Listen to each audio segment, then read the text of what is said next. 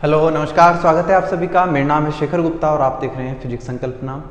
और बच्चों, हम पढ़ रहे हैं क्लास 11th का चैप्टर नंबर 4 जिसका नाम है समतल में गति।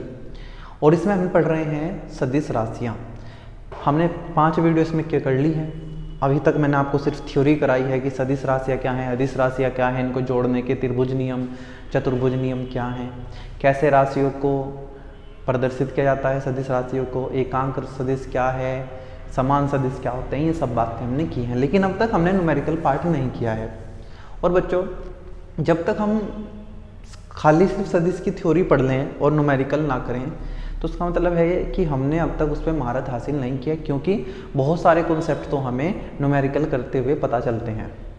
इसलिए अगर कोई बच्चा सिर्फ ये सोच ले कि मैं वेक्टर की थ्योरी पढ़ लूँ और न्यूमेरिकल ना करूँ, तो उसका मतलब है उसने सिर्फ 30 या 40% ही उस पर अपना कवर किया है वेक्टर सदिश को, और बाकी जो 60 से 70% है वो उसको नहीं आता है। ठीक है, आज के वीडियो में बच्चों मैं आपको खूब सारे क्वेश्चन कराऊंगा, बहुत सारे सवाल हम करने वाले हैं अलग अलग प्रकार के। जितना भी अब तक हमने पढ़ा है उन सब में से कम एक एक सवाल तो मैं आपको कराऊंगा, और जो हमारे लिए इंपॉर्टेंट है उसमें से 5-6 क्वेश्चन भी मैं आपको कराऊंगा। आज का वीडियो थोड़ा लेंदी होगा, लगभग 1.5 घंटे के आसपास की वीडियो हो सकती है, इसलिए आप इसको बहुत ध्यान से, बहुत आराम से पढ़ें। एक एक सवाल जो मैं कराऊँ उसको खुद से करने की कोशिश करें, पहले हो जाए ठीक है, ना हो फिर आप इसका सोल्यूशन देखें कि मैंने कैसे किया है। ठीक है, तो चलिए बिना देरी के शुरू करते हैं आज का वीडियो। और आज हम करेंगे क्वेश्चन, कोई हेडिंग नहीं रहेगी, कुछ नहीं रहेगा, शुरू करेंगे सिर्फ सवाल करने। और पहला सवाल जो आपका होगा बच्चों वो है आपके सामने।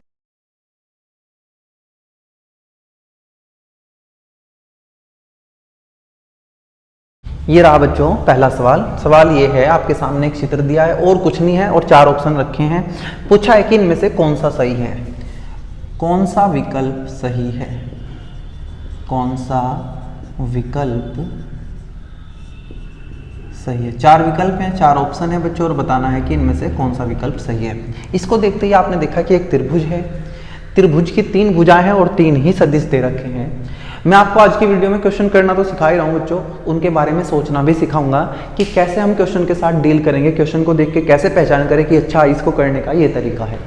मैंने इसको त्रिभुज देखा, त्रिभुज में 3 सदिश देखे तो मेरे दिमाग में सबसे पहली बात आई कि अच्छा यहाँ लगेगा सदिशों का त्रिभुज नियम। सदिशों का त्रिभुज नियम क्या कहता है बच्चों, मैं आपको पढ़ा चुका हूँ। आप अच्छे से इस वीडियो को तब न देखें कि अगर आपने पहले वेक्टर नहीं पढ़ा है। इस वीडियो को तभी देखना शुरू करेंगे जब आपने पिछली 5 क्लास जो मैंने 5 वीडियो डाले या आपने कहीं और से कुछ पढ़ रखा है, जब पूरा पढ़ के आए तभी आप ये पढ़ना, ठीक है, वरना इसका कुछ समझ नहीं आएगा। त्रिभुज नियम में बच्चों मैंने आपको बताया कि हम 2 भुजाओं जो समान क्रम में होती हैं उनको जोड़ देते हैं, और जो विपरीत क्रम में होती हैं उसके बराबर रख देते हैं। ठीक है, तो चलिए वही चीज करते हैं। इस त्रिभुज में सबसे पहले आप ढूंढेंगे कि समान क्रम कौन सा है। समान क्रम देखने के लिए मैं आपको बताया था कि अपनी उंगली लेके चलो, अगर ये तीर आपके उंगली के चलने की दिशा में हुए तो समान क्रम, और विपरीत में हुआ तो विपरीत क्रम। हमने कहा ठीक है, हमने कहा यहाँ से चलना शुरू करते हैं। देखना क्या ये सी का जो तीर है मेरी उंगली की दिशा में, हाँ ये ए का तीर भी मेरी उंगली की दिशा में है, तो इसका मतलब सी और ए दोनों समान क्रम में हैं, तो मैं सी और ओ को जोड़ दूंगा बच्चों। फिर मैं यहाँ से जब भी ऐसे गया तो मैंने देखा बी मेरी उंगली के चलने के विपरीत दिशा में है, मतलब ये विपरीत क्रम में है, और बराबर लिखा जाएगा बी। तो इसका मतलब ये है कि C प्लस ए बराबर बी होगा। यहाँ A प्लस बी बराबर सी है, गलत है। B प्लस सी ए है, गलत है। C प्लस ए बी है, ये ही सही है।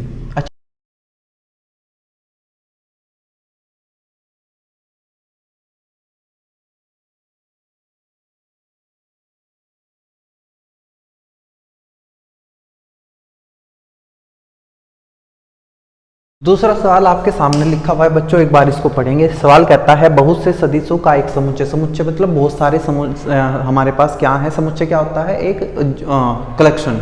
जब बहुत सारी चीजें हो जाती हैं एक जगह इकट्ठी उसको समुच्चय बोलते हैं। बहुत से सदिशों का एक समुच्चय एक बंद बहुभुज की कर्मागत भुजाओं द्वारा प्रदर्शित है।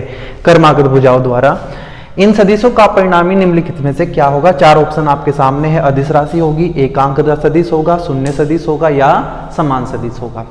जैसे ही सवाल मैंने पढ़ा तो मैंने देखा बहुत से सदिश हैं और बहुभुज है, तो इसका मतलब यहाँ बहुभुज नियम लगेगा।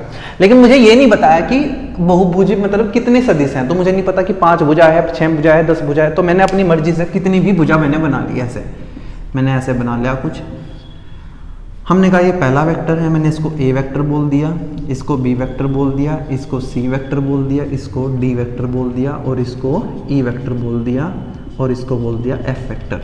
ध्यान से देखेंगे कि सारे कर्मागत सदिश हैं। कैसे हैं? कर्मागत। देखो ये सब एक ही दिशा में चले, मेरी उंगली की दिशा में चल रहे हैं, मतलब सब कर्मागत हैं। क्या हमें पता है बहुभुज नियम क्या कहता है? बहुभुज नियम ये कहता है कि अगर हमारे पास एक बहुभुज है, ठीक है, और उसकी भुजाओं पे बहुत सारे सदिश क्रम में लिखे हुए हैं, क्रम में, तो इनका जो योग होगा वो इस बहुभुज को बंद करने वाली भुजा के बराबर होगा और ये विपरीत क्रम में हमें लेना है। मतलब कि ये जो ये है ये इसको कुछ मान लो भी, मैंने इसको x बोल दिया, तो ये जो x वेक्टर होगा बच्चों वो होगा a plus B plus C plus D plus E. तो हमने लिखा a plus B plus C plus D plus E, ठीक है। लेकिन उसने कहा कि ये भी क्रम में है, हमें जो गिवन है, ये तो मैंने अपनी तरफ से मानना बच्चों, ये तो मैंने नियम लगाया है कि भाई ये अगर क्रम में है तो ये बंद करने वाली भुजा विपरीत क्रम में होगी, ये नियम हमने पढ़ा है, तो मैंने अपने आप से बनाया। लेकिन क्या ये सच में ऐसे है? तो आप कहोगे ऊपर मैंने इसको x मानना, तो नीचे बदलने पे इस पे क्या हो जाएगा? माइनस एक्स हो जाएगा, हाँ या ना? मुझे बताओ, क्या नीचे करने पे माइनस एक्स हो जाएगा? तो इसकी जगह अब मैं x की जगह क्या लिखूंगा? माइनस एक्स लिखूंगा बच्चों। क्या लिखूंगा? या सुनो, ये हमने क्या मानना है? f vector. मतलब ये जो माइनस एक्स है ये किसके इक्वल है? सुनो, उसको भूल जाओ अभी कि x की जगह कुछ लिखे। मैंने कहा कि ये ऊपर था तो x था, जब मैंने इसकी दिशा विपरीत कर दी तो माइनस एक्स हो जाएगी। और माइनस एक्स किसके इक्वल है? f के। या ये कहिए कि x क्या हो जाएगा? माइनस f हो जाएगा। और हमने कहा यह आ जाएगा a plus B plus C plus D plus E. अगर मैं इसको उधर लेके जाऊं तो यह आ जाएगा बच्चों a plus B plus C plus D plus E, minus उधर जाके हो जाएगा प्लस एफ, इधर बचेगा बच्चों 0। और मुझे एक बात बताओ, जब हम बहुत सारे सदिशों को जोड़ देते हैं तो क्या जो उसी जोड़ने को हम परिणामी बोलते हैं? तो उसने कहा है इन सदिशों का परिणामी, ये जो सारे सदिश हैं इनका परिणामी, परिणामी मतलब योग कितना आया है? 0 वेक्टर। तो ना तो अदिश, अच्छा ये तो पता है कि भाई दो सदिशों को जोड़ के अदिश तो नहीं आ सकती, एक अंक भी नहीं होगा, समान भी क्या होगा? इसका आंसर शून्य सदिश। इसको आप एक तरीके से और सोच सकते हो कि अगर आपके पास कोई भी बहुभुज है, कोई भी त्रिभुज, चतुर्भुज, पंचभुज, षटभुज, कुछ भी, उसके अगर आप सारी भुजाओं को क्रम में लेके जोड़ दो तो उसका योग शून्य होता है। जैसे मैंने त्रिभुज नियम में बताया था कि त्रिभुज की तीनों भुजाओं का, कर्मागत भुजाओं का सदिश योग शून्य होता है। ऐसे ही किसी भी बहुभुज की, लिख लेना इसे, किसी भी बहुभुज की कर्मागत भुजाओं का योग शून्य होता है। कर्मागत सारी क्रम में, देखो सारी ऐसे। अब मुझे ये करने की जरूरत नहीं थी, ये तो मैंने समझाया। जैसे ही मुझे पता चला अच्छा ये सारी भुजाएं क्रम में है और ये एक बहुभुज बन रहा है तो इन सब का योग शून्य होगा। मतलब जो परिणामी होता है उसका योग कितना आएगा? शून्य सदिश आएगा। ठीक है, अगले क्वेश्चन पे बढ़ते हैं बच्चों।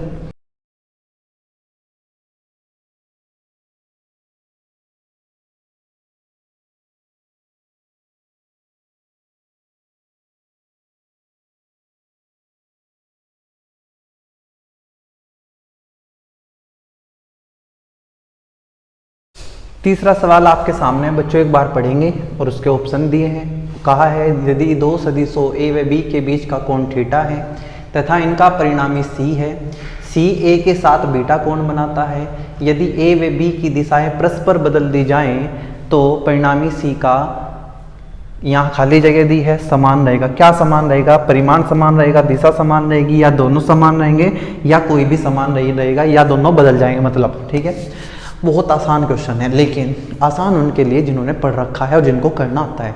बच्चों ऐसे क्वेश्चन करने के लिए आपको सिर्फ थोड़ी सी बुद्धि लगानी है।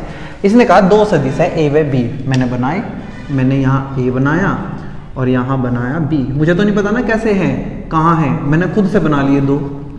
इसने कहा इनके बीच का कोण थीटा है, मैंने इनके बीच का कोण थीटा बोल दिया। इनका परिणामी सी है, मतलब इनका योग। परिणामी हमेशा कहाँ होता है? इनके बीच में कहीं। मैंने कहा ये लाओ सी है, सी ए के साथ बीटा कोण बनाता है। आपने कहा सी जो है ए के साथ बीटा कौन बनाता है यदि ए व बी की दिशाएं परस्पर बदल दी जाएं। परस्पर मतलब ए की जगह बी को लिख दिया जाए, बी की जगह ए को लिख दिया जाए। परस्पर बदलने का मतलब इंटरचेंज करना, जहां ए है वहां बी को कर दो, जहां बी है वहां ए को कर दो। कहने का मतलब है ए की जगह आपने बी को कर दिया और बी की जगह आपने सी को कर दिया, दोनों के बीच का एंगल बदलेगा क्या? पहली बात तो मुझे बताओ, क्या ए की जगह बी को रखने पे और बी की जगह ए को रखने पे उनके बीच का कोण बदलेगा? आप कहोगे कि जब हमने इनको उसी जगह पे रखा तो कोण नहीं बदलेगा। पहले ए और बी के बीच कोण थीटा था, अब बी सॉरी ये यहाँ बी है, यहाँ सी नहीं, ये ए है, हाँ, तो इनके बीच का कोण नहीं बदलेगा। इसने कहा तो सी का क्या चेंज सेम रहेगा? क्या सेम समान रहेगा? परिमाण समान रहेगा, दिशा समान रहेगी, परिमाण में दिशा दोनों समान रहेगी या दोनों ही बदल जाएंगे? अब आप ध्यान से सुनना बच्चों, क्योंकि परिमाण और दिशा की बात हुई है तो क्या मुझे पता है कि अगर ये सी है तो जो सी का परिमाण आएगा वो आएगा √a² + b² प्लस 2ab कोस दोनों के बीच का कोण थीटा। तो C का परिमाण, इस C का परिमाण ये है। दिशा की बात हुई है, दिशा भी लिख लो। दिशा कौन बनाता है या कौन बताता है? C की दिशा बताएगा बीटा। मैंने कहा बीटा बताओ, मैंने लिखना सिखाया है आपको कि चेक करो कि बीटा किसके साथ बनाया है। C ने बीटा किसके साथ बनाया? A के, तो यहाँ A लिखेंगे और यहाँ B, ऊपर B, ऊपर साइन और नीचे कोस, और साथ में A और B के बीच का कोण थीटा। अब मुझे एक बात बताना, क्या ए बदला है क्या? आप कहोगे नहीं, ए नहीं बदला है। क्या बी बदला है क्या? नहीं। ए और बी क्या है? इनके परिमाण, ए का परिमाण और बी का परिमाण। अरे भाई ए को उठा के दूसरी ही जगह तो रख दिया, क्या ए की लंबाई बदली है क्या? नहीं। क्या बी की लंबाई बदली है क्या? नहीं। तो हमने कहा ए और बी का परिमाण भी नहीं बदला, ना ए बदला, ना बी बदला और ना ही बदला उनका थीटा। तो इसका मतलब ही सी का परिमाण नहीं बदलेगा। क्या नहीं बदलेगा? सी का परिमाण नहीं बदलेगा, मतलब परिमाण समान रहेगा। लेकिन अभी दिशा भी चेक कर लेते हैं क्योंकि ऑप्शन में दोनों चीजें भी हैं। परिमाण तो समान रहेगा, अभी दिशा की बात कर लेते हैं। अगर दिशा समान बदल गई तो खाली आंसर आ जाएगा परिमाण, अगर दिशा भी समान रही तो आंसर आ जाएगा परिमाण में दिशा दोनों। दिशा हम यहां से देखेंगे। पहले तो लॉजिक लगाओ कि ये जो सी है, कौन? सी, एंग बीटा किसके साथ बना रहा है? ए के साथ। अब जब बीटा की ही जब ए की ही दिशा बदल गई, पहले ए यहां था, अब ये ए यहां चला गया, तो क्या ये बीटा भी ऊपर की तरफ चला जाएगा? मतलब इसकी दिशा बदल जाएगी। सुनना ध्यान से, मैं कह रहा हूं कि दिशा बता कौन रहा है? दिशा बता रहा है बीटा। हमने कहा बीटा किसने बनाया? सी ने। किसके साथ? ए के। भाई जब खुद ही ए ही कहीं और चला गया तो क्या ये बीटा भी कहीं और चला जाएगा? बोलो। आप कहेंगे हाँ, अब ये जो ए है, यहाँ जो सी है, ये किसके साथ? ए के साथ बीटा ऊपर की तरफ कोण बनाएगा, मतलब हमारा जो परिणामी है सी, उसकी दिशा बदल जाएगी। क्या हो जाएगी? बदल जाएगी। हाँ, ऐसा हो सकता था अगर ये ए और बी दोनों आपस में बराबर होते। लेकिन कहीं कहा तो नहीं है, अगर ए और बी आपस में बराबर होते तो ये सी बिल्कुल बीच में होता, तब इसकी दिशा पे कोई फर्क ना पड़ता। लेकिन इस पूरे सवाल में ये कहा ही नहीं गया है कि दोनों आपस में बराबर हैं, तो इसका मतलब ए और बी की दिशा बदलने पे इनके परिणामी की दिशा भी बदल जाएगी। तो इसका मतलब ये है परिमाण वही रहेगा, दिशा बदल जाएगी। तो इसका मतलब इसका आंसर है हमारा परिमाण। तो यहाँ इसका ऑप्शन आएगा परिमाण, और यहाँ हम लिख देंगे कि परिमाण समान रहेगा। अगर ए और बी आपस में बराबर होते ना, कि ए का परिमाण बी के परिमाण के बराबर है, तो ये सी बिल्कुल बीच में होता, तो ए और बी को बदलने से कोई फर्क ना पड़ता। मैंने आपको एक बात सिखाई थी, देखो सारी चीजें रिकॉल हो जाएंगी, सारा रिवीजन हो जाएगा कि जो परिणामी होता है ना, अगर ये दोनों आपस में बराबर होते, ए का परिमाण बी के परिमाण, ये भी 5 होता, ये भी 5, तो सी बिल्कुल बीच में होता। फिर इस बात से फर्क ना पड़ता कि यहाँ ए है यहाँ बी है, या यहाँ बी है यहाँ ए है, ये हमेशा वहीं रहता। लेकिन अगर ये आपस में बराबर नहीं है तो ये C हमेशा बड़े वाले सदिश की तरफ होता है। मान लो अभी B बड़ा है तो ये B की तरफ होगा, जब ये B यहाँ जाएगा तो ये यहाँ जाएगा, मतलब C अपनी दिशा बदल लेगा। ठीक है, दिशा बदल जाएगी, परिमाण समान रहेगा। आगे बढ़ते हैं, इसको हटाते हैं और करेंगे क्वेश्चन नंबर 4।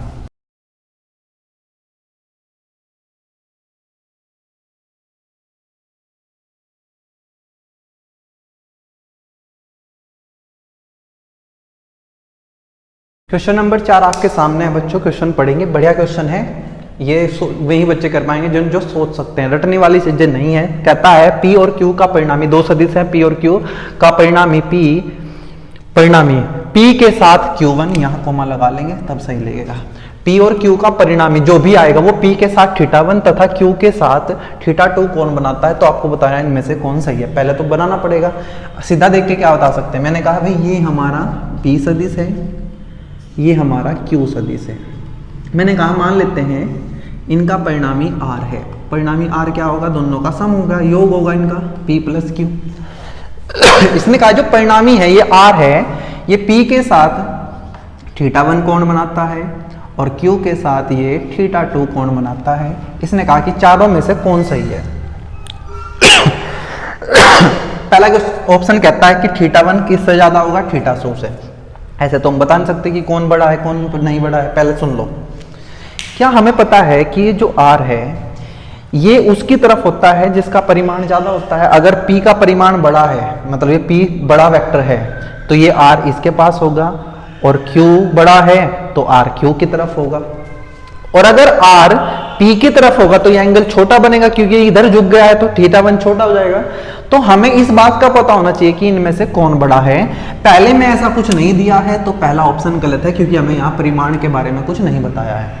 इसने कहा कि P का जो P है वो Q से बड़ा है। आप समझ रहे हो ना P क्या है, P इस P का परिमाण है, इसकी वैल्यू है। ये Q इस Q का परिमाण है, वैल्यू है। P ज्यादा है Q से। अगर बच्चों P Q से ज्यादा होता तो ये R P की तरफ होता, ये ऐसे झुक जाता, तो θ1 छोटा सा बनता और θ2 बड़ा बनता, मतलब θ1 छोटा θ2 बड़ा। यही कह रहा है भाई, यही सही है हमारा। बाकी भी और चेक कर लेते हैं कि P छोटा है Q बड़ा है। अगर Q बड़ा होता तो क्या R Q की तरफ होता, मतलब θ2 छोटा कौन बनता और ये θ1 बड़ा। θ2 ये देखो ये कह रहा है θ2 बड़ा है θ1 से, ये भी सही है। ध्यान, एक मिनट, मैं क्या कह रहा हूं, मैं कह रहा हूं कि अगर P बड़ा है Q से, P बड़ा है Q से, तो R P की तरफ होता तो θ1 छोटा कौन बनता, θ1 छोटा है। अगर P छोटा है Q से, P छोटा है Q से, तो ये P, जो R है ये P छोटा है किससे, Q से, तो R Q की तरफ होता तो ये θ2 छोटा होता। और यहाँ कह रहा है θ2 बड़ा है, ये मैंने गलत बोल दिया। यहाँ कहा है कि और P और Q आपस में बराबर, अगर ये दोनों आपस में बराबर होंगे तो ये बिल्कुल बीच में होता, बिल्कुल बीच में होता है तो दोनों कोण आपस में बराबर होते हैं, तो ये भी गलत है। तो देखो इस सवाल में कॉन्सेप्ट लग रहा है, क्या आप ये सीख पा रहे हैं क्या कि जो सदिशों का परिमाण होता है, परिणामी रिजल्ट, उनका योग बिल्कुल बीच में होता है। अगर दोनों आपस में बराबर है तो बिल्कुल बीच में होता है। अगर कोई छोटा बड़ा है तो जो परिणामी है वो बड़े वेक्टर की तरफ चला जाता है। अगर Q बड़ा होगा तो R Q की तरफ जाएगा, P बड़ा है तो R P की तरफ जाएगा। अगर ये दोनों बराबर हैं परिमाण में, वैल्यू में, तो ये बिल्कुल बीच में होगा। ठीक है, आगे बढ़ते हैं बच्चों।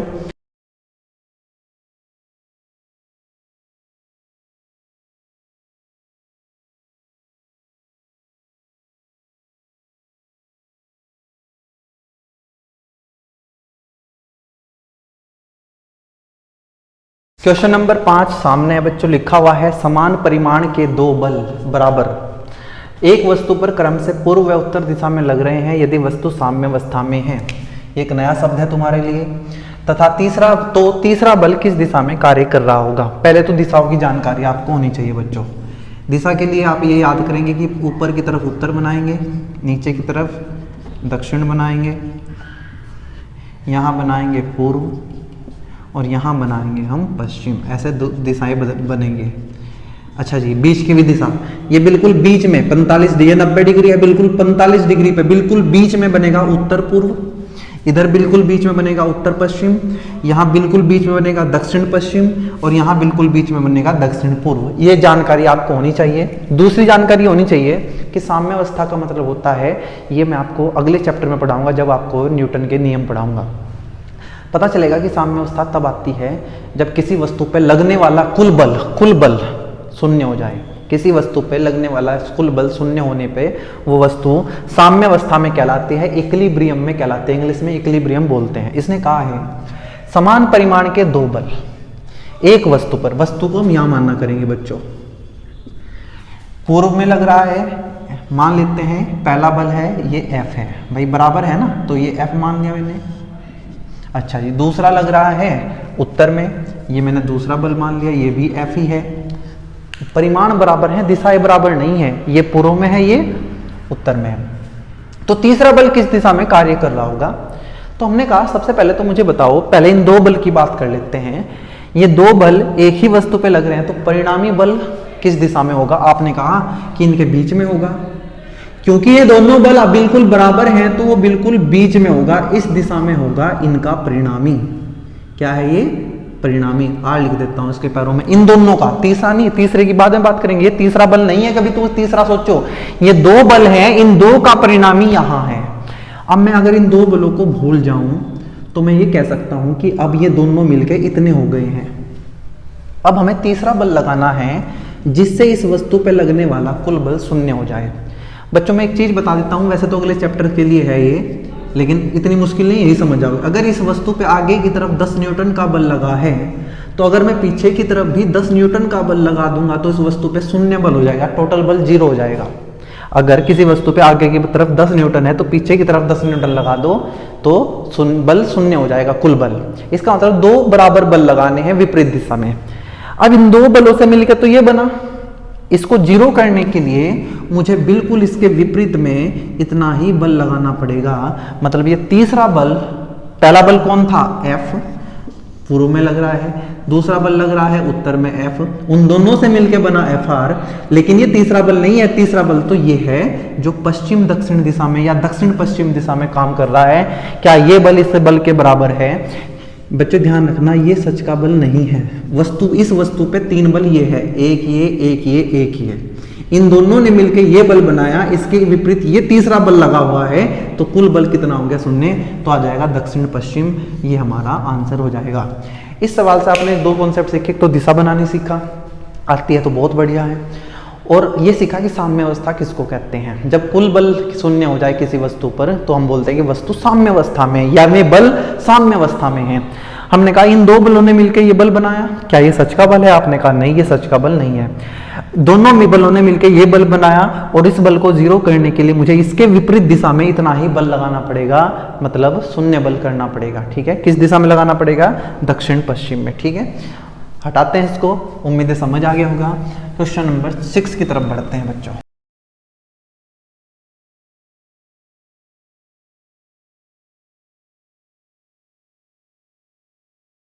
क्वेश्चन नंबर 6 आपके सामने बच्चों, और उम्मीद है आप वीडियो को रोक के क्वेश्चन करने की कोशिश कर रहे होंगे। ठीक है, कोशिश करें, बाद में देखिए कैसे हुआ। क्वेश्चन कहता है यदि P वेक्टर बराबर Q वेक्टर, दो सदिश हैं P और Q आपस में बराबर हैं, तो निम्नलिखित में से कौन सा सही नहीं है? ध्यान से सुनना, सही नहीं ढूंढना है, सही नहीं ढूंढना, सही नहीं, कौन गलत है ये ढूंढना है।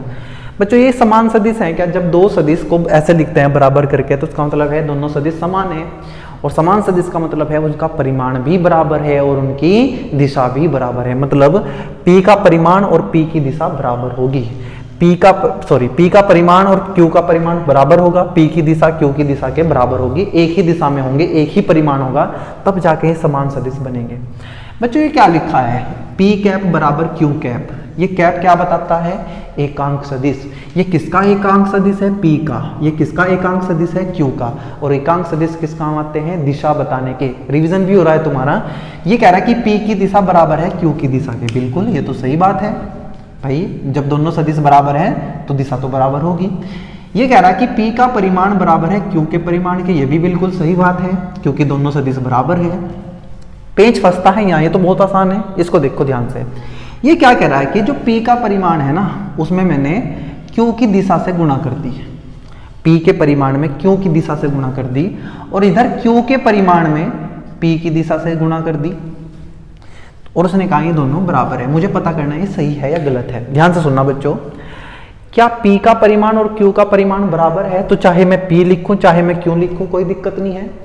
क्या Q की दिशा और P की दिशा भी आपस में बराबर है तो मैं कुछ भी लिखूं कोई दिक्कत नहीं है। मतलब ये पूरी चीज इस पूरी चीज के बराबर है। P का परिमाण Q के परिमाण के बराबर, Q की दिशा P की दिशा के बराबर, तो ये दोनों आपस में बराबर है। तो ये तीसरा ऑप्शन भी हमारा सही है। तो बचा हुआ हमारा गलत हो गया। हमें क्या ढूंढना था कि गलत कौन सा है। तो इसका आंसर है ये चौथा ऑप्शन, ये गलत है। ध्यान रख लेना बच्चों कि ये दोनों सदिश जुड़ के एक नया सदिश दे रहे हैं जिसको परिणामी सदिश बोलते हैं।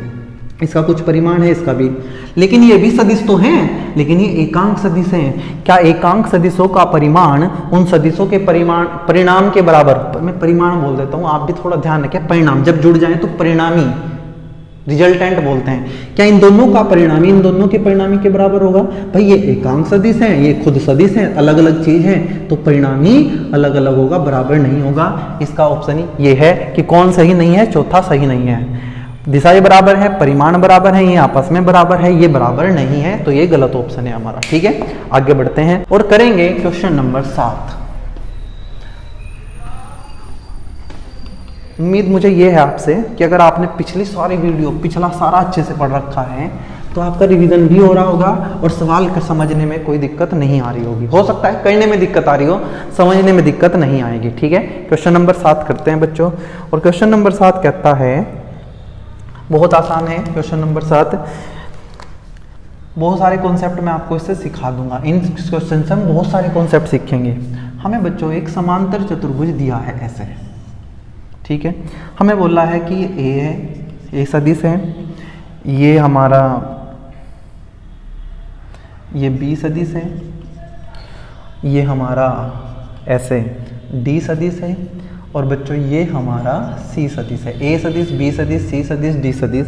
बोला गया है ये कोण 60 डिग्री, ये कोण 110 डिग्री, ये 70 डिग्री और ये 120 डिग्री। ठीक है, और हमें 4 ऑप्शन दिए बच्चों, 4 ऑप्शन। अब मैं ना ये ऑप्शन लिख के टाइम वेस्ट नहीं करूंगा, आप ध्यान से सुनेंगे। पहला ऑप्शन मैं कहूंगा कि पहला ऑप्शन ये है कि ए और बी के बीच का कोण 110 डिग्री है।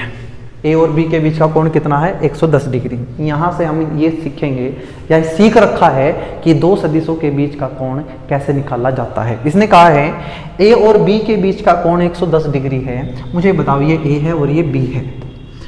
मैंने आपको कहा था कि दो सदिशों के बीच का कोण देखने के लिए उन दो सदिशों का या तो सिर मिला होना चाहिए, शीर्ष मिला होना चाहिए, या उनकी पूंछ मिली होनी चाहिए। ये देखो यहाँ ए का क्या पहुंचेगा, ये ए का सिर है, ये बी की पूंछ है, तो ये इनके बीच का कोण नहीं हो सकता। ठीक है, इसका मतलब ए और बी के बीच का कोण 110 डिग्री नहीं है। दूसरा ऑप्शन कहता है बच्चों कि सी और डी के बीच का कोण 60 डिग्री है। सी और डी, ये सी है और ये डी है।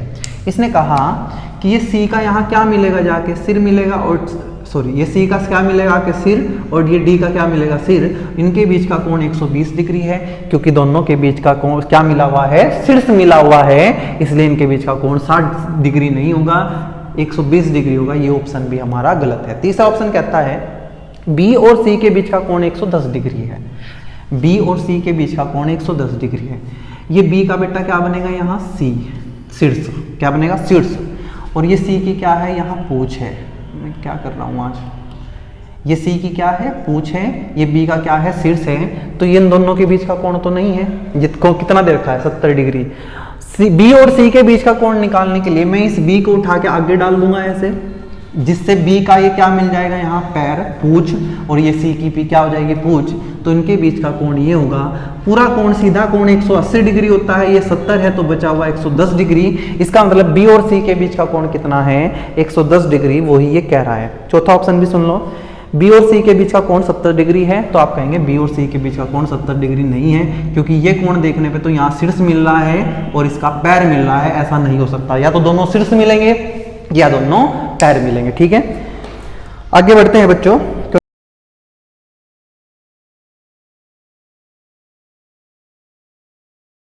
क्वेश्चन नंबर 8 आपके सामने है और आपको कुछ सदिश दिए हैं, A B C D E F, और 4 ऑप्शन आपके सामने लिखे हैं। आपको बताना है 4 ऑप्शन में से कौन सा ऑप्शन सही है। आपने कहा भाई 3-3 सदिशों का ये दे रखा है, तो कहीं ना कहीं ये त्रिभुज नियम दिखाई दे रहा है मुझे। 3 सदिश हैं, क्या दिखाई दे रहा है, त्रिभुज नियम। पहला ऑप्शन पकड़ते हैं, बिना ऑप्शन के हेल्प से नहीं हो सकता कि अब आप करने लगे यहाँ, फिर या तो हम बहुत ज़्यादा सोचेंगे, लेकिन हम क्या करेंगे, ऑप्शन को पकड़ेंगे। इसने कहा बी प्लस सी, त्रिभुज नियम कहता है कि जिनको जोड़ना है उनका क्रम समान होना चाहिए, जिनको जोड़ना है उनका क्रम समान होना चाहिए। बी और सी को पकड़ो, ये है बी, मैंने यहाँ बनाया बी ऐसे, आपको बदलना नहीं है, कुछ जैसा है ऐसा ही है, बी और सी, मैंने समान क्रम बनाए बी और सी, तो ये इनका क्या बनेगा, परिणामी।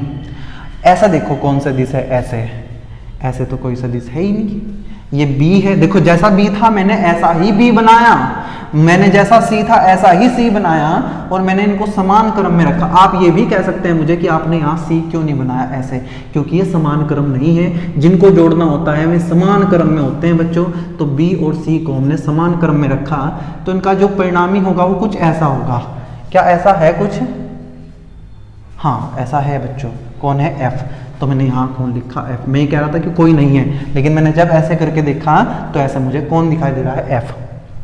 मुझे बताना कि बी सी और एफ समान क्रम में है क्या, देखना बी सी और एफ तो समान क्रम में है, तो समान क्रम वालों को जोड़ दो, बी सी और एफ को जोड़ दो, और बचा क्या, कुछ भी नहीं बचा तो 0 लिख दो। तो यहाँ से b प्लस सी किसके बराबर आ गया, माइनस एफ के। तो क्या पहला ऑप्शन यही कहता है, बिल्कुल जी, b प्लस सी क्या कहता है, माइनस एफ। पहला ऑप्शन हमारा सही हो गया। लेकिन बच्चों मैं यही नहीं रुकूंगा, आपको आगे की भी चीजें इसमें सिखाऊंगा। मान लो ये ऑप्शन ना होता, ये यहाँ लिखा होता, तो हम पहले इसको d प्लस सी को करते। d उठाओ, d कहाँ है, d ये रहा, आपने d को ऐसा ही बनाया जैसे है, ये है d ऊपर की तरफ, ये आपने C को बनाया, C जिनको जोड़ना है वे समान क्रम में होने चाहिए, C ये रहा, तो C ये बनाया हमने, तो इनका ये होगा परिणामी। ऐसा परिणामी देखो कहीं है क्या, ऐसा परिणामी नहीं है, तो ये कोई ऑप्शन नहीं बन सकता, ये दूसरा वाला ऑप्शन नहीं हो सकता बच्चों। आ जाओ तीसरे पे, D और E, D को बनाओ, D ये रहा, जिनको जोड़ना है समान क्रम में, D और E ये रहा, E इनका परिणामी ये होगा कुछ ऐसा, ऐसा कुछ नहीं है, तो ये भी ऑप्शन नहीं होगा। ठीक है, b प्लस ई बराबर f, b प्लस ई, b बनाओ, b ये रहा नीचे की तरफ, मैंने जो का तो बनाया जैसे b दे रखा है, b नीचे की तरफ, फिर e ऐसे नहीं, ऐसे नहीं बना सकते क्योंकि तो विपरीत क्रम में हो जाएगा, b और e को जोड़ना है तो ये समान क्रम में होने चाहिए, तो ये आएगा e ऐसे। तो इनका परिणाम कुछ ऐसे होगा बच्चों, देखना ऐसे कौन है, ऐसे है f, लेकिन f तो ऐसे है बच्चों।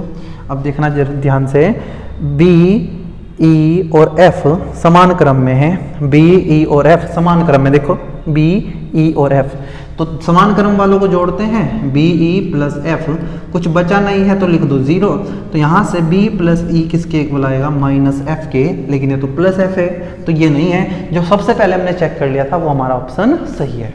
यहाँ से हम सीख रहे हैं त्रिभुज नियम कैसे लगाएंगे। देखो हर क्वेश्चन में आपको कुछ ना कुछ कॉन्सेप्ट रिकॉल हो रहा है जो हमने पहले पढ़ा है, आपका रिवीजन हो रहा है। ठीक है, आगे बढ़ते हैं।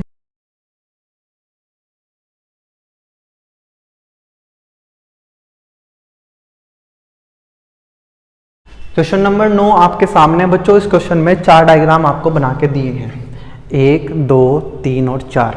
इन 4 डायग्राम में आप साफ साफ देख पा रहे हैं कि 2 सदिश हैं a और b, और कुछ कोण थीटा दिखाने की कोशिश की गई है। 2 सदिश हैं a और b और कुछ कोण थीटा दिखाने की कोशिश की गई है। सवाल मैंने नहीं लिखा, सवाल आप खुद लिख लेंगे। सवाल कहता है इनमें से कौन सा डायग्राम, कौन सा चित्र a और b के बीच सही कोण को प्रदर्शित करता है।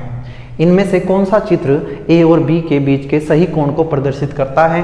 जैसे ही आपने सुना कि हमें कोण की बात करनी है सदिशों के बीच की, आपको एकदम ध्यान आया कि दोनों का शीर्ष मिलना चाहिए या दोनों की पूंछ मिलनी चाहिए। यहाँ देख लो ध्यान से बच्चों, ये देखो क्या है, b की क्या है, पूंछ है, ये a की क्या है, पूंछ है, तो थीटा ये होना चाहिए था, ना कि ये। उसने कहा कि दोनों के बीच जो थीटा दिखा रखा है वो कहाँ सही है, थीटा तो यहाँ दिखा रखा है भाई। अगर ये थीटा दिखाना तो इस a को यहाँ रखूंगा, तो ये देखो यहाँ ऐसा आएगा, ये b, तो ये देखो ना b का क्या मिला है, शीर्ष, और a की क्या है, पूंछ, तो ये कोण नहीं हो सकता। हाँ, डायग्राम में सही दे रखा है कि b की पूंछ a की पूंछ से मिली हुई है, लेकिन थीटा गलत तरफ दिखा है, थीटा ये होना चाहिए था। समझ रहे होंगे बात मेरी, ये नहीं हो सकता। a की पूंछ मिली है, b की भी पूंछ मिली है, डायग्राम सही है, थीटा ये होना चाहिए था, दिखाया ये है, ये भी नहीं हो सकता। थीटा कहाँ बनता है, उनके बीच में। अगर मैं आपको, थीटा तो यहाँ बना हुआ है, इसके लिए तो फिर यहाँ a को ऐसे लाना पड़ेगा, और देखो अब a का सिर b के पैर से मिला है, तो ऐसा नहीं, दोनों के सिर मिलने चाहिए, दोनों के पैर, दोनों के क्या मिले हुए हैं, सिर, बीच का कोण थीटा है, यही सही है। एक का सिर मिला है, एक की पूंछ मिली है, डायग्राम ही गलत है, लेकिन ये कोण भी थीटा, देखो अगर ये कोण यहाँ दे देता ना ऐसे, फिर सही हो जाता है ये, लेकिन क्योंकि यहाँ शीर्ष मिला है और इसकी पूंछ मिली है और बीच का कोण थीटा है, ये गलत है। दोनों सिर मिले हुए हैं और बीच का कोण थीटा है। दोनों पूंछ मिली है लेकिन बाहर बना है कोण, अंदर बनना चाहिए। एक दोनों की पूंछ मिली है, अंदर कोण थीटा होना चाहिए, तो बाहर बना हुआ है, गलत है, ये सही है। क्या आपको दो सदिशों के बीच का कोण समझ आ गया है कि दोनों के बीच, दोनों की पैर मिलने चाहिए तो बीच का कोण थीटा होना चाहिए, बाहर का नहीं। ऐसा नहीं कि तुमने देखा कि दोनों की पूंछ मिली हुई है, थीटा कहीं भी बनाए, ना ना ना, दोनों की पूंछ मिली हुई है लेकिन थीटा बाहर है, अंदर होना चाहिए। दोनों की पूंछ मिली है, थीटा अंदर होना चाहिए, ऐसे ये बाहर है। दोनों का क्या मिला है, शीर्ष मिला है, अंदर ही कोण होना चाहिए था, अंदर ही है, इसका मतलब ये डायग्राम सही है। क्वेश्चन नंबर 9 हो गया है बच्चों। आगे बढ़ते हैं क्वेश्चन नंबर 10 की तरफ, ठीक है।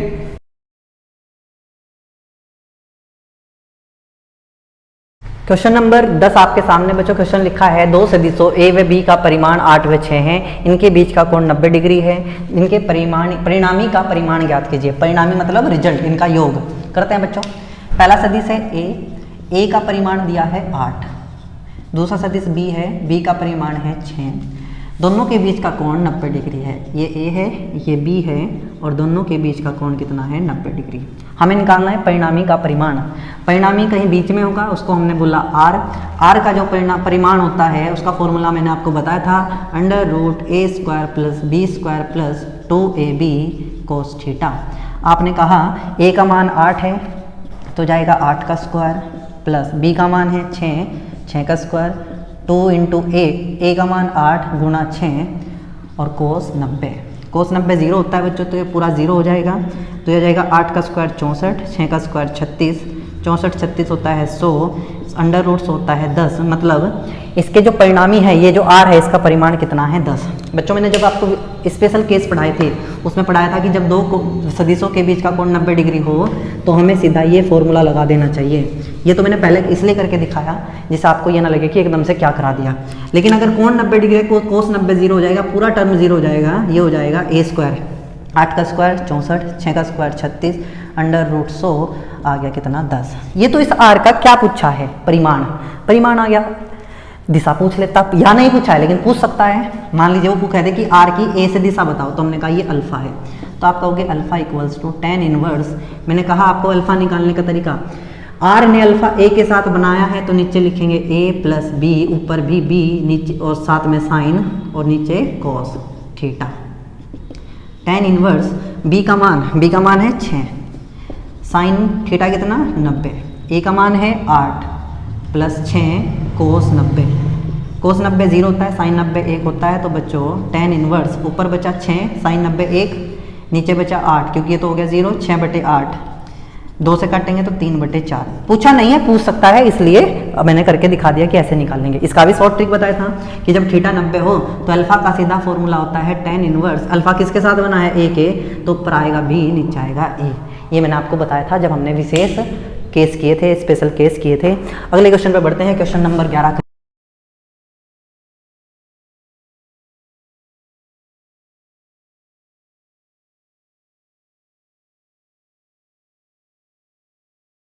क्वेश्चन नंबर 11 आपके सामने है बच्चों। एक बार क्वेश्चन ध्यान से पढ़ेंगे, 4 ऑप्शन दिए हैं, बहुत आसान सा सवाल है।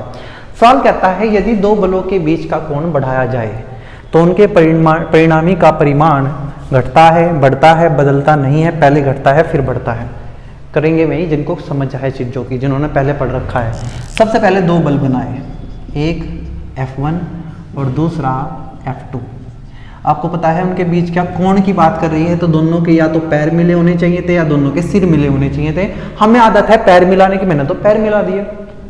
मैंने कहा इनके बीच का कोण थीटा, इनका परिणामी मान लेते हैं जो है r है, ठीक है, r मान लिया, या मैं f मान लेता हूँ। जब यहाँ f की बात हो रही तो मैं f मान, f का परिमाण होता है बच्चों √ ये होगा f1² + f2² + 2f1 f2 cos theta. बच्चों यहाँ a b की जगह f1 f2 है, r की जगह मैंने f ले लिया। उसने पूछा ये f जैसे जैसे मैं थीटा बढ़ाऊंगा, कोण बढ़ाया जाए तो इस f पे क्या फर्क पड़ेगा, परिमाण पे क्या फर्क पड़ेगा। तो आपको इस बताना है कि थीटा बढ़ने पे इस एफ पे क्या फर्क पड़ेगा। क्या इसको वो कुछ बोला है? F1 F2 F1 F2 के बारे में कोई बात नहीं की, सिर्फ थीटा की बात की है और परिमाण की बात की है। आपको ये क्वेश्चन करने के लिए ये समझ जरूरी है बच्चों कि थीटा बढ़ने पर कोस के साथ क्या होता है। आप सब जानते हैं कि कोस 0 का मान 1 होता है और कोस 90 का मान 0 होता है।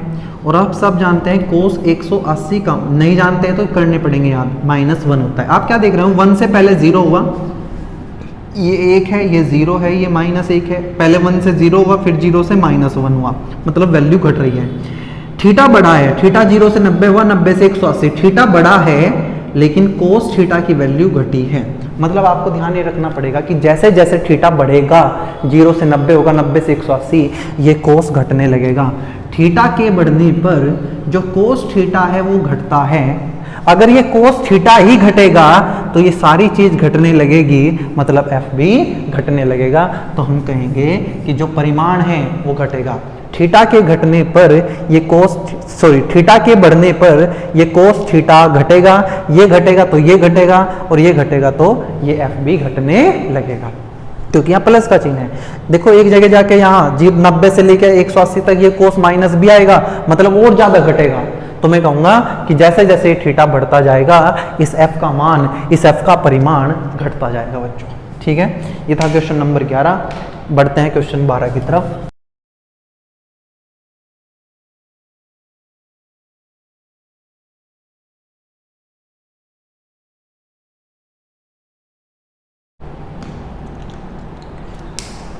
क्वेश्चन 12 आपके सामने है। क्वेश्चन कहता है कि दो बल सदिश हैं, दो बल हैं। बल सदिश मतलब बल एक सदिश राशि है, तो उसने बोल दिया बल सदिश। हमने कहा एक F1 है और एक F2 है। पहले बल का परिमाण 5 न्यूटन है, मतलब F1 5 न्यूटन है और F2 12 न्यूटन है।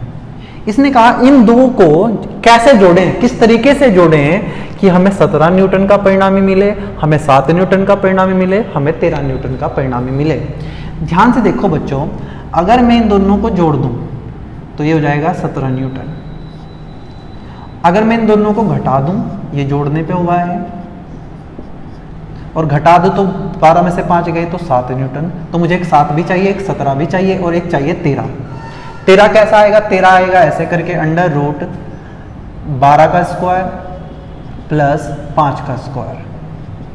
12 का स्क्वायर होता है बच्चों 144, 5 का स्क्वायर होता है 25, √169 इन दोनों को ऐड करके आएगा, और 169 होता है 13, तो मुझे 13 भी मिल गया। तो मुझे ऐसा करना पड़ेगा, दोनों को जोड़ दूंगा तो 17 आ जाएगा, दोनों घटा दूंगा तो 7 आ जाएगा, और ऐसे कर दूंगा तो 13 आ जाएगा। आप कहेंगे हमें कैसे पता चला? हमें कई सपने आ रहे हैं क्या कि हमें ऐसे करना है? बच्चों मैंने आपको 3 केस पढ़ाए थे। 3 केस ये पढ़ाए थे कि अगर दो सदिशों के बीच का कोण 0 डिग्री हो या दोनों एक ही दिशा में हो तो दोनों आपस में जुड़ जाते हैं। तो बच्चों मुझे पता चला देख के ही कि दोनों को जोड़ के ही 17 न्यूटन आ सकता है। इसका मतलब 5 न्यूटन और 12 न्यूटन को अगर हम 17 न्यूटन बनाना चाहते हैं तो मुझे उनकी दिशा समान रखनी पड़ेगी, मतलब 0 डिग्री पर जोड़ना पड़ेगा। 0 डिग्री जोड़ने पर कितना मिलेगा? 17 न्यूटन मिलेगा। कितना? 5 + 12 = 17 न्यूटन। ये पहला है। ठीक है, मैंने दूसरा बताया था कि अगर दोनों के बीच का कोण 90 डिग्री हो तो √a² + b² होता है। तो मैंने कहा कि 90 डिग्री पर जोड़ने पर आएगा √a², 5 का स्क्वायर प्लस 12 का स्क्वायर, √169, यह आ जाएगा 13 न्यूटन। चाहिए था 13 न्यूटन, मतलब मुझे 90 डिग्री पे जोड़ना पड़ेगा। ये इसका ऐसा करते हैं, बीच में है ना ये, तो इसको दूसरा बना लेते हैं, ये 2 और ये कर लेंगे 3। कभी तुम सोचो कि बीच में कैसे आ गया? 13 न्यूटन करने के लिए 13 न्यूटन हमने कर लिया। 7 न्यूटन कैसे करें? दोनों घटाना पड़ेगा। घटाने के लिए दोनों की दिशा विपरीत होनी चाहिए। जुड़ते कब है? जब सेम दिशा में हो। घटते कब है? जब विपरीत दिशा में हो। √ वाला कब होता है? जब 90 डिग्री, √a² + b²। तो 180 डिग्री पर जोड़ने पर, अच्छा देखो मैं यहाँ घटाना नहीं लिखूंगा, भले ही मैंने यहाँ प्लस लिखा तो यहाँ प्लस लिखा। अब आप ये मत कहना 180 डिग्री पे जोड़ने पर तो मैं ये लिखूंगा कि 12 + 5 नहीं, 12 माइनस 5 कितना आ जाएगा 7 न्यूटन। या माइनस देख के ही कहने लगो कि यहाँ घटाना लिखेंगे, बच्चों सदिश हमेशा जुड़ेंगे। वो 180 डिग्री होने पर वो कोण 180 माइनस बन जाएगा, इसलिए 12 माइनस 5 ये 7 आया। मतलब अगर मैं 5 न्यूटन 12 न्यूटन के दो सदिशों को ऐसे रख दूं, ये 12 न्यूटन ये 5 न्यूटन, तो ये आएगा 17 न्यूटन। लेकिन अगर मैं 12 न्यूटन और ये 5 न्यूटन का ऐसे रख दूं, तो 12 में से 5 जाएगा कितना 7 न्यूटन, और 12 न्यूटन और 5 न्यूटन को मैं ऐसे रख दूं तो आएगा हमारा 13 न्यूटन। मतलब 0 डिग्री पे जोड़ो तो ये आएगा, 90 डिग्री पे जोड़ो तो ये आएगा, और 180 डिग्री पे जोड़ो तो ये आएगा। तो इसका आंसर आ जाएगा 0 डिग्री, 180 डिग्री और 90 डिग्री। ठीक है, ये था क्वेश्चन नंबर 12। ये जो 3 केस मैंने आपको पढ़ाए थे वहां से हमने किया है। क्वेश्चन नंबर 13 की तरफ बढ़ते हैं।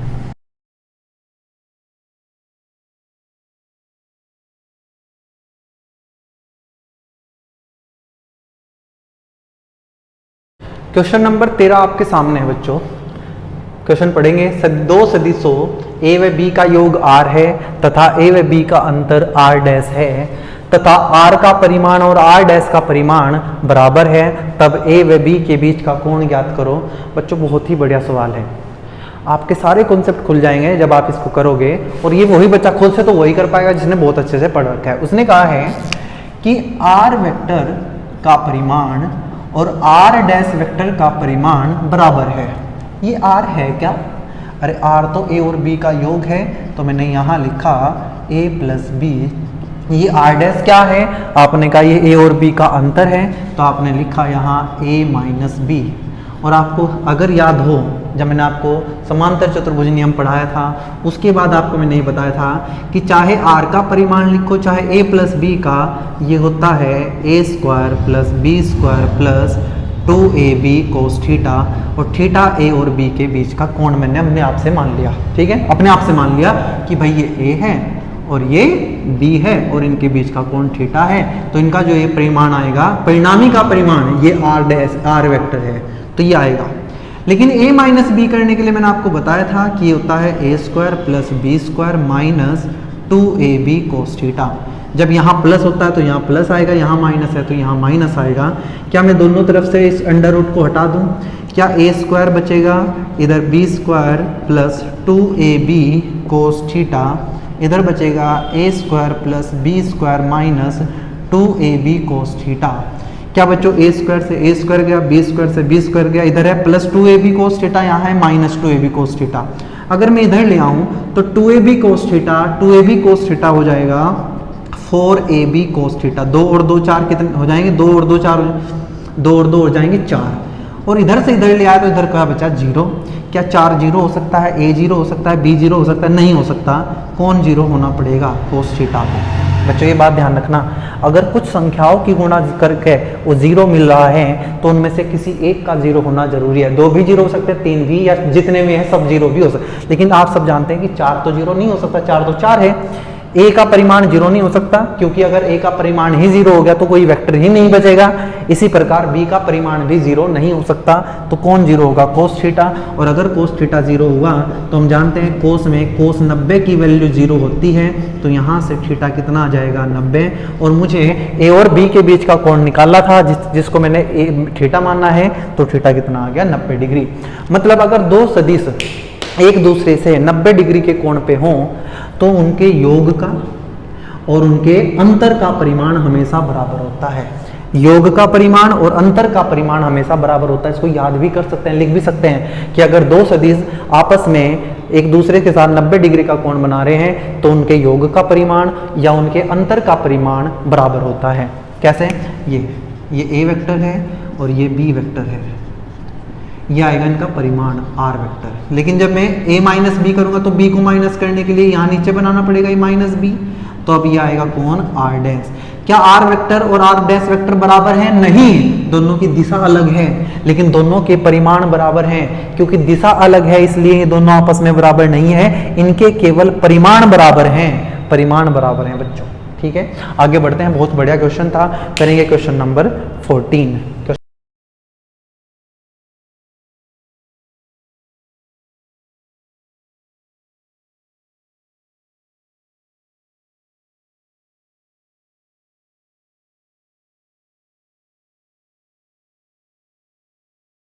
क्वेश्चन 14 आपके सामने है बच्चों, एक बार क्वेश्चन पढ़ेंगे, बहुत ही शानदार क्वेश्चन है, मजा आ जाएगा तुम्हें करके और आपको पता चलेगा कि अच्छा ऐसे ऐसे क्वेश्चन हमें सदिश में पूछते हैं जो देखने में बहुत भारी होते हैं लेकिन करने में बहुत आसान।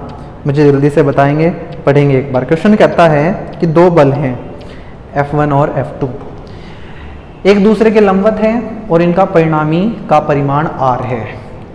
यदि बल F2 को r² माइनस F1² बटे F2 से बदल दिया जाए विपरीत दिशा में, तो इनके परिणामी के परिमाण पर क्या प्रभाव पड़ेगा। बहुत आसान है, सुनने में देखने में बहुत मुश्किल लग रहा होगा लेकिन बहुत आसान है। मैंने कहा ये F1 है, ये F2 है और इनका परिणामी कहीं बीच में होगा जिसका परिमाण r है। एक बल F1 है, एक बल F2 है, एक दूसरे के लंबवत हैं, इनके परिणामी r का परिमाण r है। वैसे तो मैं यहाँ r वेक्टर लिखता लेकिन अब मैं परिमाण लिख रहा हूँ तो मैं खाली r लिखूंगा। क्या आप सब जानते हैं कि ये जो r होता है, बताना मुझे, जब दो सदिश एक दूसरे पे लंबवत हों तो उनका जो परिणामी होता है उसका परिमाण ही आता है क्या, r बराबर √a² प्लस b²।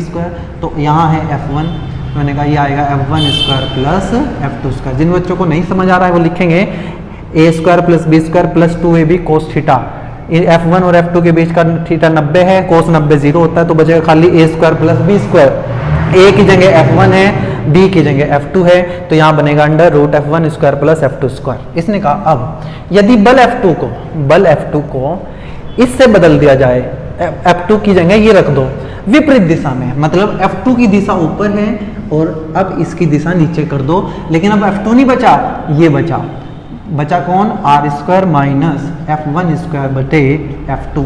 हमने क्या किया, F2 को इस चीज से बदल दिया लेकिन दिशा भी बदल दी, विपरीत दिशा में बदल दिया जाए तो इनके परिणामी के परिमाण पे क्या फर्क पड़ेगा। क्या अब इसकी बात होगी, नहीं, ये तो हम कर चुके। क्या इसकी बात होगी, नहीं, ये कर चुके। अब तो ये है और एक ये है, ये भी दोनों एक दूसरे पे 90 डिग्री का कोण बना रहे हैं और इनके परिणामी के परिमाण को मैंने r' मान लिया। क्या बच्चों ये r' का फॉर्मूला बनेगा √a² प्लस b², क्योंकि इसके और इसके बीच का कोण 90 है।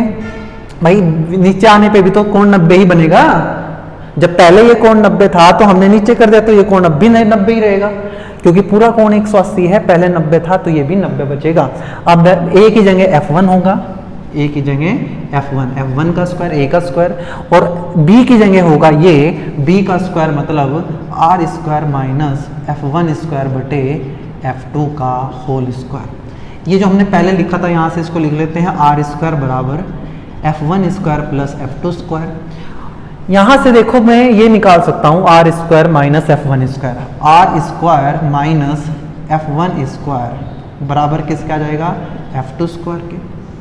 r² माइनस F1² किसके इक्वल आ गया, F2² के, यहाँ डाल दो तो ये जो r' है यह आ जाएगा F1² plus r² minus F1² किसके इक्वल आ गया है, F2² बटे में बच्चों F2 है, यहाँ और रखा स्क्वायर, एक F2 से एक F2 चला जाएगा तो ये बचेगा F1² प्लस यहाँ बचा F2 का स्क्वायर।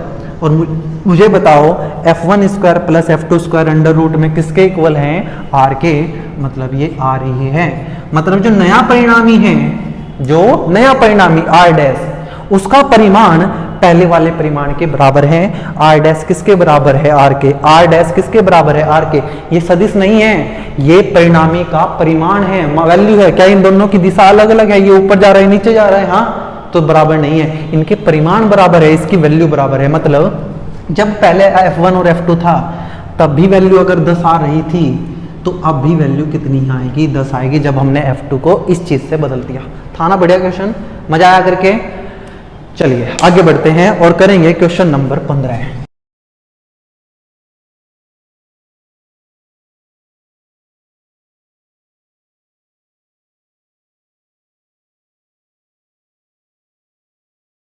x अक्ष के ऊपर 60 डिग्री का कोण तथा एक अन्य 2 सेंटीमीटर का सदिश b वेक्टर x अक्ष के नीचे 60 डिग्री का कोण बनाता है। इनके योग मतलब इनका परिणामी, कौन, परिणामी, योग का मतलब होता है परिणामी। एक a है एक b है तो योग क्या होगा, a प्लस b, ध्यान रखना। परिमाण व दिशा ज्ञात कीजिए, इनके योग का परिमाण एवं दिशा ज्ञात कीजिए। x अक्ष की बात हो रही है बच्चों, मैंने पहले सबसे क्या बनाया, x अक्ष। जो a है वो x अक्ष के ऊपर है, कितने कोण पे, 60 डिग्री पे। जो B है वो एक्स अक्ष के नीचे है, कितने कोण पे? 60 डिग्री पर। इसका मान कितना है? 2 सेंटीमीटर। इसका भी मान कितना है? 2 सेंटीमीटर। बात समझ आ गई? तो हमने कहा इसका जो परिमाण होगा इनका A और B का, ये B है बच्चों।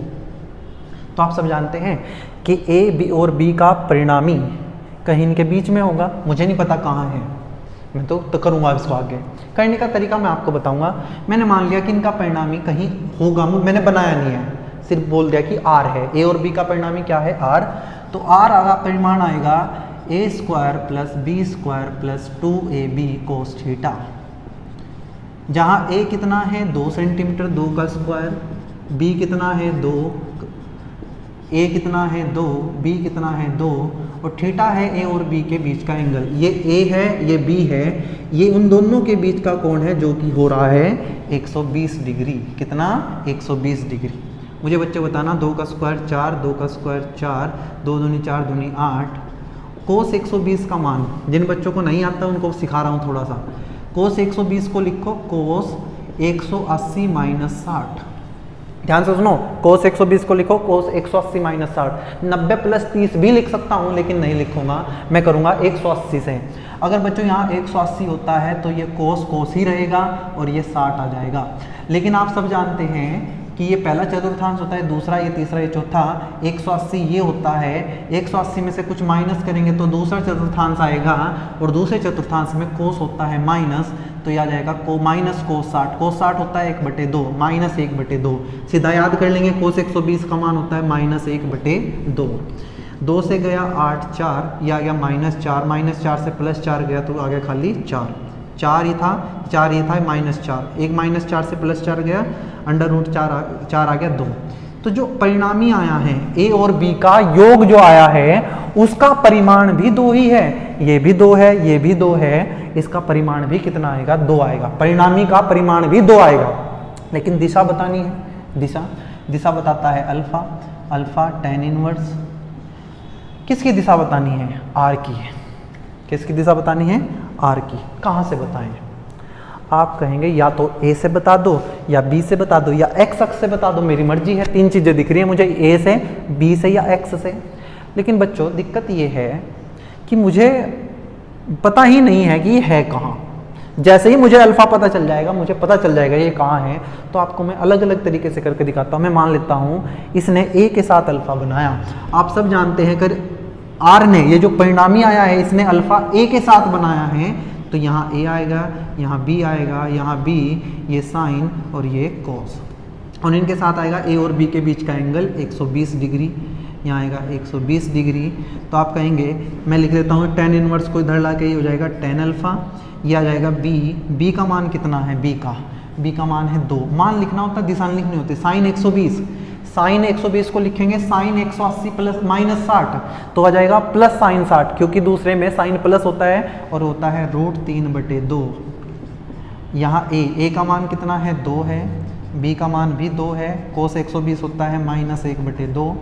2 से गया 2, ऊपर बचा √3, ये 2 से 2 गया, प्लस माइनस माइनस, 2 में से 1 गया 1, तो tan अल्फा आ गया √3, तो अल्फा कितना आ जाएगा? 60 डिग्री। क्या √3 का मान पता है आपको कहाँ होता है? tan में। आप कहेंगे tan 60 का मान होता है, तो अल्फा कितना आ गया? 60 डिग्री। मतलब जो हमारा R है, ये R वो A के साथ 60 डिग्री का कोण बना रहा है।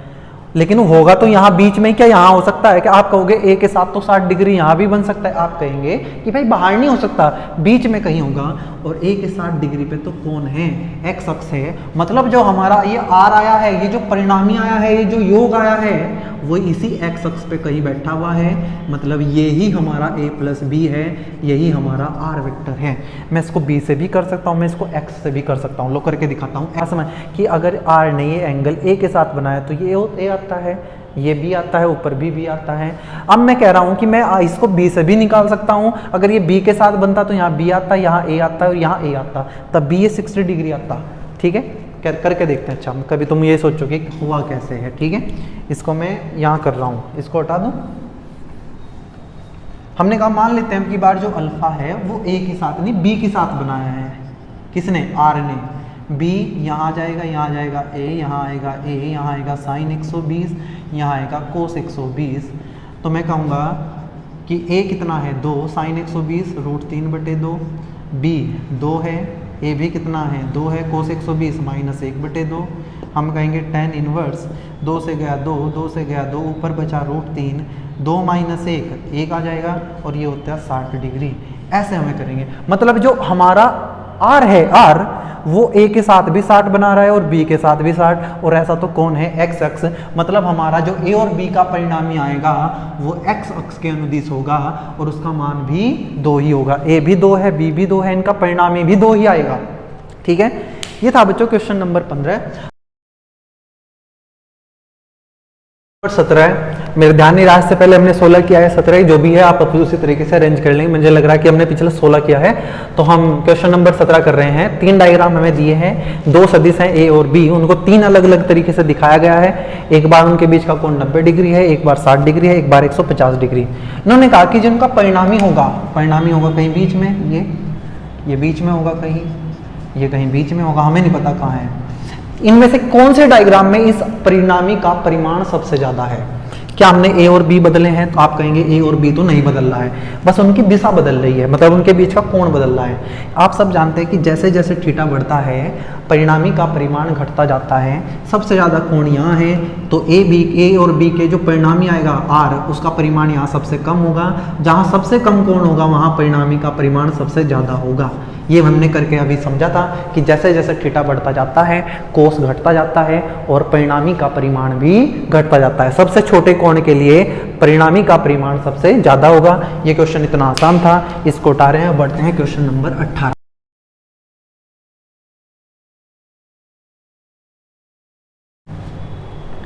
क्वेश्चन नंबर 18 आपके सामने बच्चों। क्वेश्चन कहता है यदि a व b का सदिश योग अधिकतम है तो a व b के बीच का कोण ज्ञात कीजिए। वैसे तो मुझे पता है, तुम्हें पता से याद हो गया होगा अब तक कि अगर दो का योग अधिकतम हो तो वे दोनों एक ही दिशा में होने चाहिए। योग अधिकतम करने के लिए एक ही दिशा में होने चाहिए। अगर दो सदिश एक ही दिशा में हो तो उनके बीच का कोण 0 डिग्री होता है। लेकिन इसको कैसे करें? हमने कहा r बराबर √a² plus b² plus 2ab cos theta, और मुझे इस r को अधिकतम करना है। मैं जानता हूं r का मान अधिकतम a प्लस b हो सकता है, इससे ज्यादा नहीं हो सकता।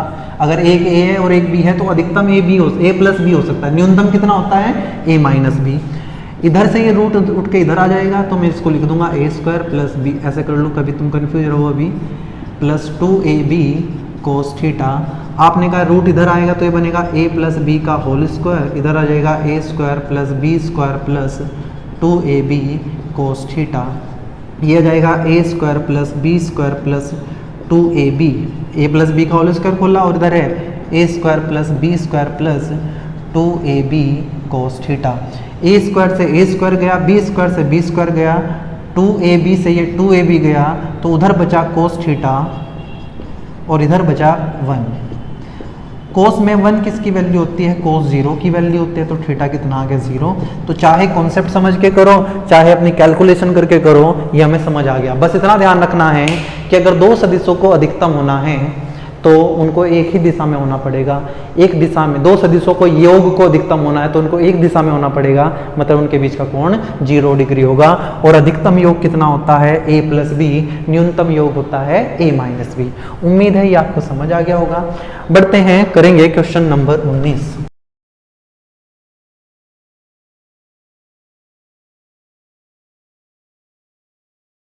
क्वेश्चन नंबर 19 आपके सामने कहता है दो सदिशों का योग कितना हो सकता है यदि उनके परिमाण क्रम से 10 व 6 हैं। परिमाण क्रम से 10 व 6 हैं। दो सदिश हैं बच्चों, एक a है और एक b है। a का परिमाण 10 है, b का परिमाण 6 है। इसने पूछा है इनमें से कौन सा उनका योग हो सकता है इनका। तो आप कहेंगे कि सबसे ज्यादा तो हो सकता है दोनों का योग 10 प्लस 6 16 हो सकता है सबसे अधिकतम, और सबसे कम हो सकता है 10 माइनस 6 मतलब 4। मतलब इनका जो भी योग होगा वो 4 से बड़ा होगा, 16 से कम होगा, या 4 भी हो सकता है 16 भी हो सकता है। 16 से ज्यादा नहीं हो सकता और 4 से कम नहीं हो सकता। ये 4 से कम है, ये 16 से ज्यादा है, ये भी 16 से ज्यादा है, तो कितना हो सकता है? 8। मतलब दो सदिशों का योग उनके अधिकतम और न्यूनतम मानों के बीच में होना चाहिए। अधिकतम योग है 16, न्यूनतम योग है 4। 4 से बड़ा 16 से छोटा। 16 से बड़े थे इसलिए ये नहीं लिए, ये 4 से छोटा ये नहीं लिया, ये इन दोनों के बीच है, 4 और 16 के बीच में आता है 8, इसलिए ये इसका आंसर है। ठीक है, बहुत आसान से सवाल हैं, जल्दी जल्दी करके आगे बढ़ते हैं, करेंगे क्वेश्चन नंबर 20।